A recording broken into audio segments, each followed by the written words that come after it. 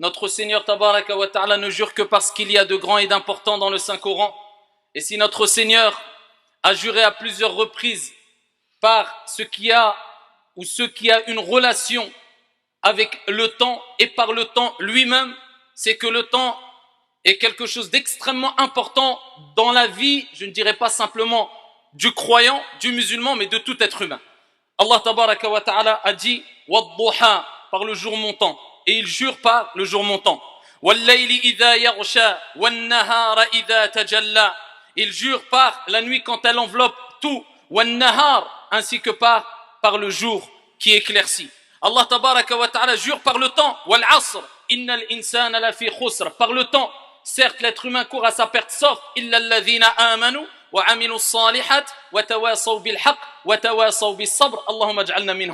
sauf ceux et celles qui ont cru et qui se sont enjoints mutuellement après avoir fait des actions salutaires, ou bien mutuellement à la patience. Qu'Allah Tabaraka wa Ta'ala fasse qu'on fasse partie de ces gens-là. Il faut savoir qu'Allah Tabaraka wa Ta'ala a rappelé le caractère important du temps à travers son messager Muhammad alayhi afdalus salatu wa taslim. Et cela, on le voit et on le remarque à travers beaucoup de récits prophétiques authentiques et entre autres. Le hadith rapporté par l'imam al-Bukhari, où le prophète alayhi afdalus salatu wa taslim a dit ni'matan maghbounun fihima kathir minan nas as-sihhatu wal faragh. Il dit alayhi salatu wa salam, il y a deux bienfaits que Dieu nous a donnés.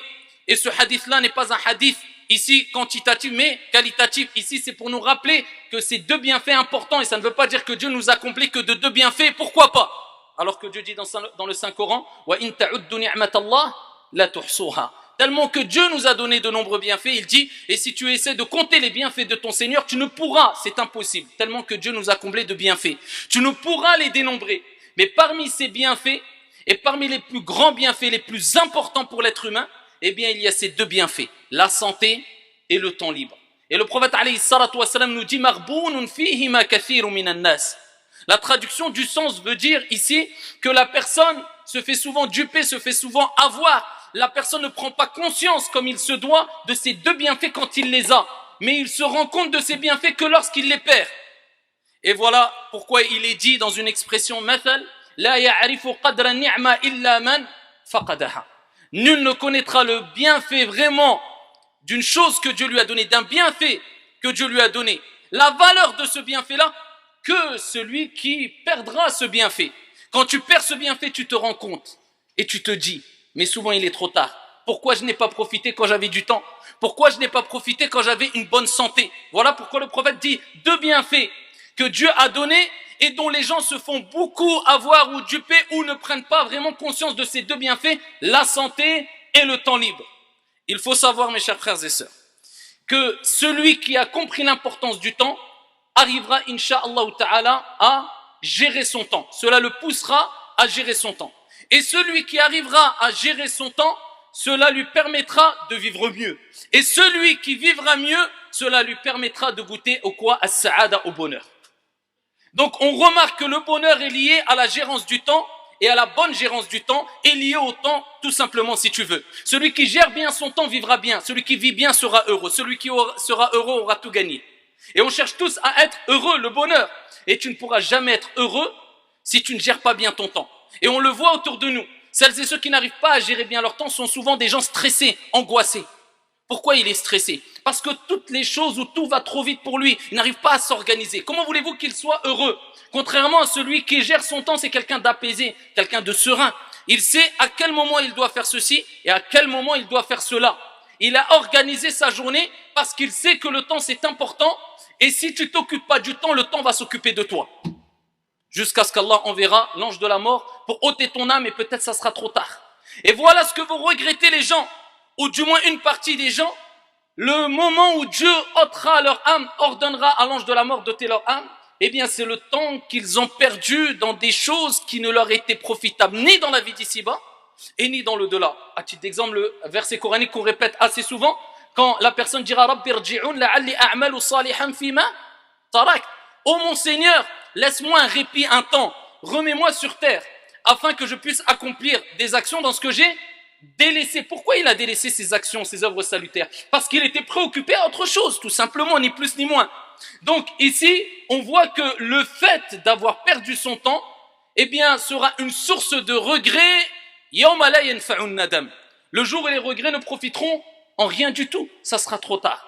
Voilà pourquoi Ibn al-Qayyim rahmatullahi alayhi disait cette fameuse parole: Ida'atul waqt ashaddu min al-maut. لأن إضاعة الوقت تقطعك عن الله والدار الآخرة والموت يقطعك عن هذه الحياة الدنيا والناس. Le fait de perdre son temps, il faut que tu saches que c'est considéré comme étant pire que la mort. Il dit la perte de temps est pire que la mort. Pourquoi la perte de temps, perdre son temps, c'est pire que le maut? Il dit na'am. Pourquoi? Parce qu'il dit le fait de perdre son temps, eh bien, ici tu coupes la relation entre toi et ton Seigneur, Allah tabaraka wa ta'ala, et entre toi et la demeure de l'au-delà. Celui qui perd son temps, il n'est plus en relation avec des choses aimées par Dieu. Il a coupé cette relation-là. Tandis que la mort, elle te coupe, elle te sépare de quoi? La mort, elle te sépare simplement de cette vie d'ici-bas et des gens. Et il y a des gens qui meurent et qui se rapprochent d'Allah.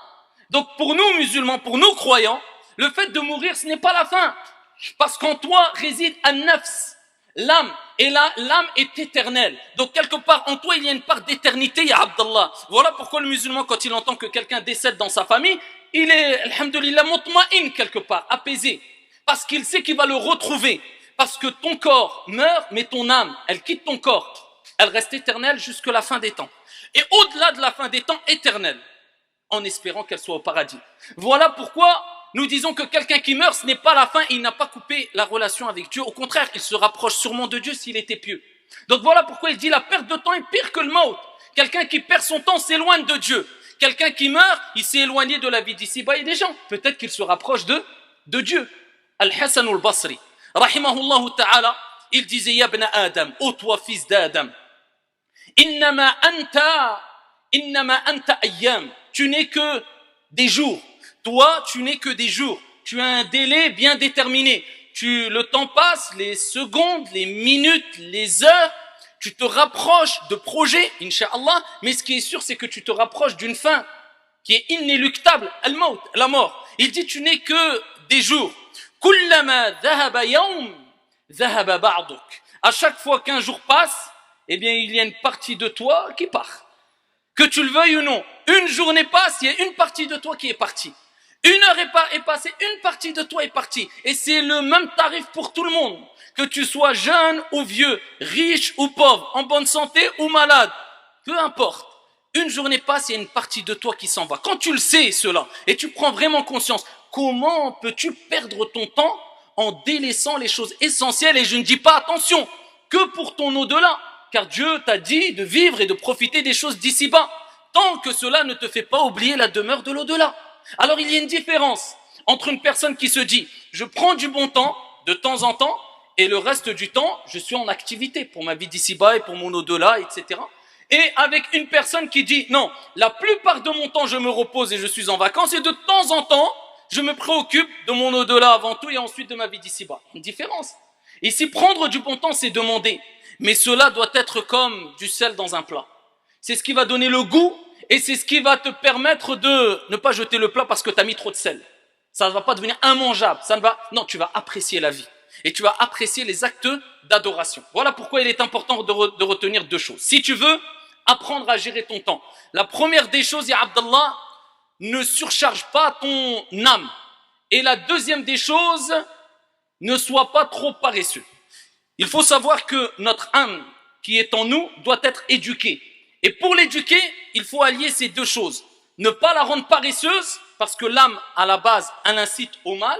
Et si tu la lâches, tu la laisses partir, elle t'incitera au mal parce qu'elle tend vers ce qui est de plus facile. C'est comme ça, l'âme, elle est comme ça à la base. Et ici, il ne faut pas trop la surcharger aussi. Parce que si tu la surcharges, elle ne tiendra pas. Donc voilà pourquoi il est important avant tout, et on commencera par cela rapidement, de ne pas rendre ton âme paresseuse.